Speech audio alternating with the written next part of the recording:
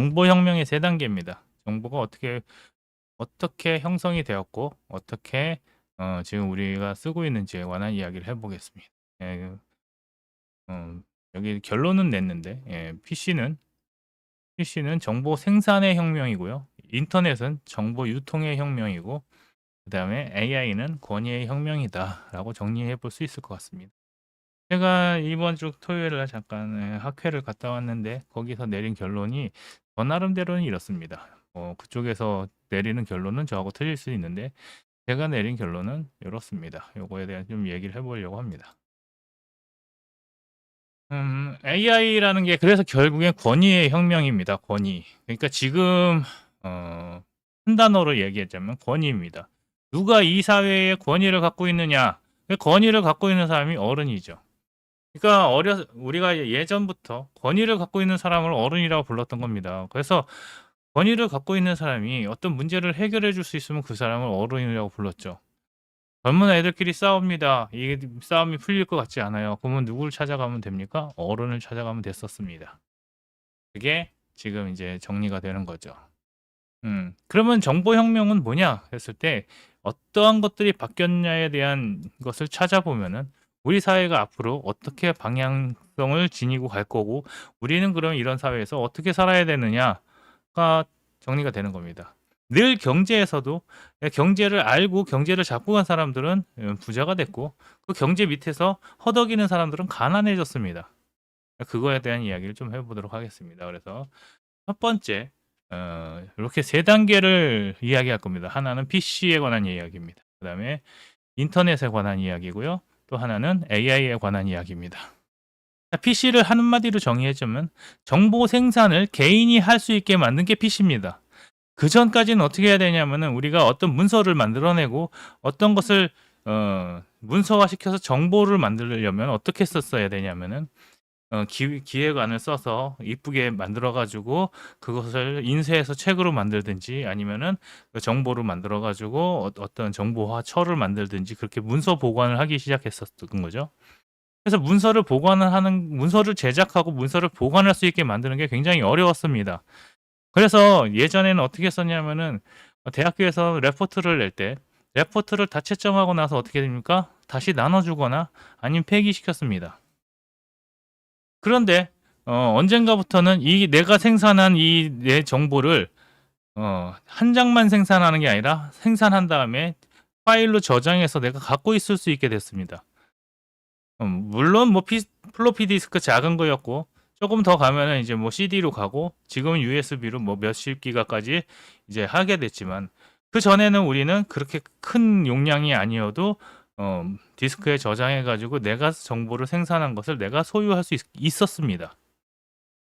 그리고 나서 인터넷이 생겼죠. 인터넷이 생기고 그 다음에 AI가 생겼죠. 그거에 대해서 조금씩 알아보도록 하겠습니다. 자, 혁신이나 개혁이라는 것은 결국엔 뭐하냐? 기존의 것을 파괴하고 새로 해석을 하고 그다음에 표준을 세우는 겁니다. 그러니까 기존에 있던 것들을 해석을 해서 지금의 언어로 다시 번역을 하고 그것을 다시 표준화시키는 것이 이제 혁명, 개혁 뭐 이런 식으로 기존에 있던 거를 파괴시키고 다시 재건하는 거죠.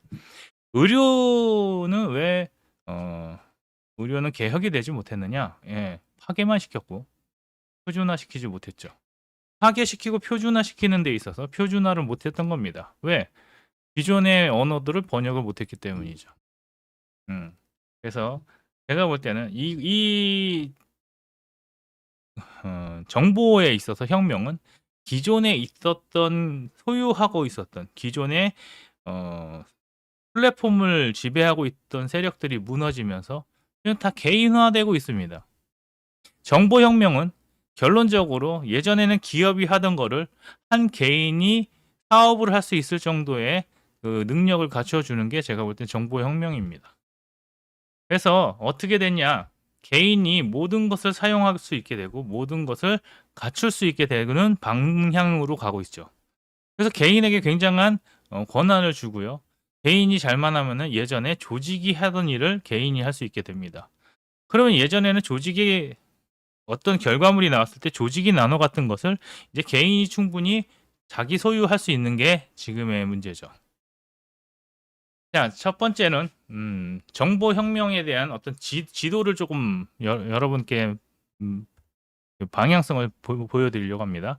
첫 번째, 생산의 혁명입니다. 그러니까 정보 수단의 혁명이 산업혁명과 비교해서 봤을 때 첫 번째는 생산의 혁명이 있었습니다.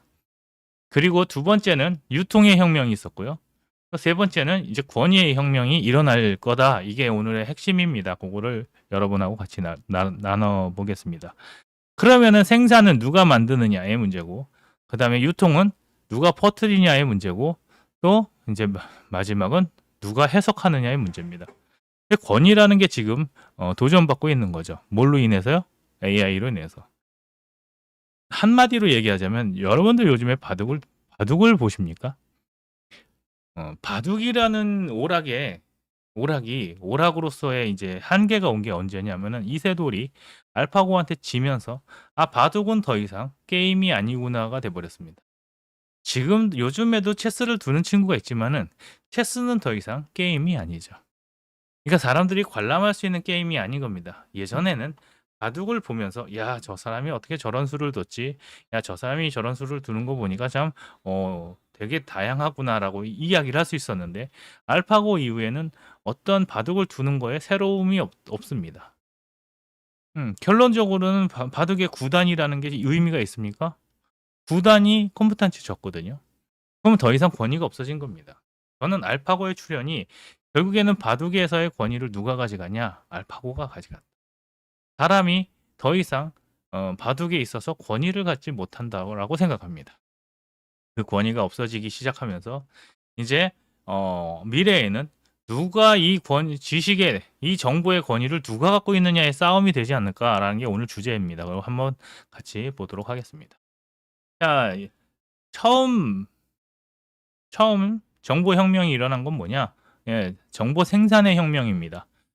산업혁명도 생산의 혁명인 것처럼 정보도 혁명이 일어났던 게 퍼스널 컴퓨터이죠. 그러니까 모든 사람들이 자기의 개인 컴퓨터를 갖고 가면서 개인이 뭘 하기 시작합니까? 예, 정보를 생산하기 시작합니다.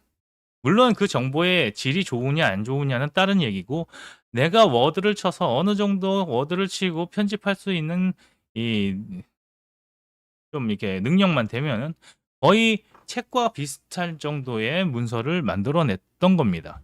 그게 80년 후반에서 90년 초중반까지 왔던 제가 볼 때는 정보 생산의 혁명입니다.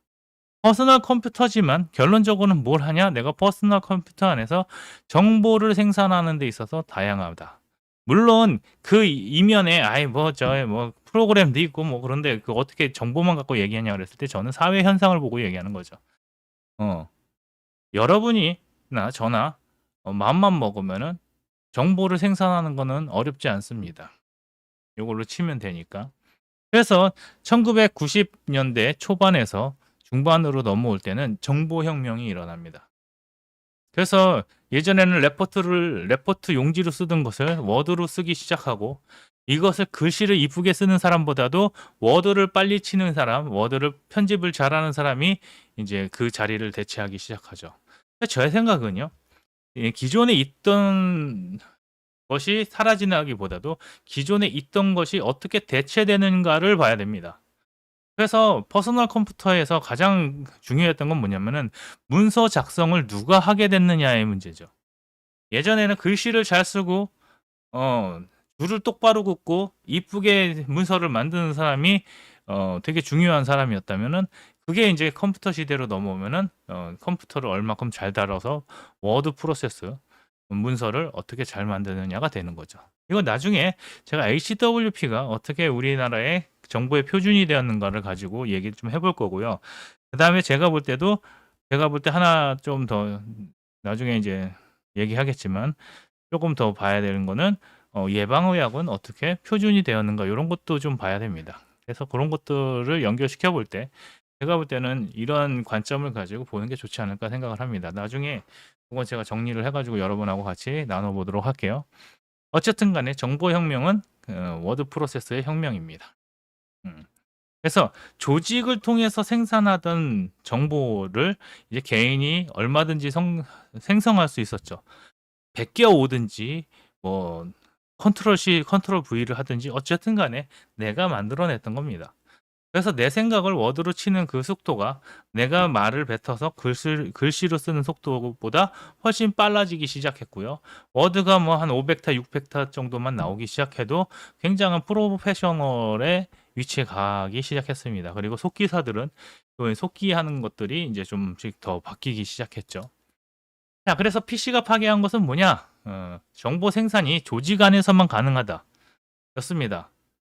인쇄소에서 가능했고, 또 회사 안에서 가능했고, 그렇게 언론, 정부, 출판사가 생산 수단을 독점하던 구조에서 이제 개인이 문서를 기획, 생산, 편집 이런 것들이 다 수행하기 시작했던 거죠. 그래서 PC라는 것을 해석할 때 그냥 개인에게 정보를 줬다 해서 정보혁명 이렇게 할 게 아니라 정보를 다룰 수 있는 생산 도구를 준 거고 저는 생산 도구의 혁명이라고 생각합니다. 자, 그래서 사적 도구가 되는 거죠. 그러니까 문서 생산을 공적인 곳에서 사적인 곳으로 이동시킨 게 제가 볼 때는 PC의 혁명입니다. 그래서 개인이 어디서든지 작성할 수 있게 만들었고 노트북이 공간의 제약까지 없앴습니다. 예전에는 PC라는 것이 들고 다닐 수가 없어가지고 회사 아니면 집 아니면 뭐 PC방 이런 이렇게 공간의 제약을 가져왔다면 노트북은 그 공간의 제약을 없애버린 거죠. 그래서 내가 내가 정리하는 수준에서 끝난 게 아니라 그걸 파일로 저장해서 누군가에게 제출을 하면은 그 제출한 파일이 문서로서 인정을 받기 시작했던 게 정부의 혁명입니다. 그래서 내가 글을 쓰고 타인이 읽을 수 있는 도구가 생긴 거죠. 그게 제가 볼 때는 한글과 컴퓨터에서 만든 HWP 파일입니다. 그게 그때 표준화가 되기 시작하면서 아직도 인쇄물이나 어떤 그런 오프라인 쪽에서는 HWP를 가지고 파일 작업을 하고 있죠. 예. 그래서 개인이 작성하고 상대가 받아서 보고 작성하고 보고 하던 그 문화가 결론적으로 공통적으로 통용되기 시작하면서 정부에서도 받아들이고 회사에서도 받아들이기 시작하면서 완전히 지금 레포트를 쓰는 사람은 없습니다. 레포트 용지에서 수기로 해가지고 제출하는 사람은 없죠. 공적 문서는 다 워드로 써가지고 출력물로 내더라도 이쁘게 해서 내도록 되어 있습니다.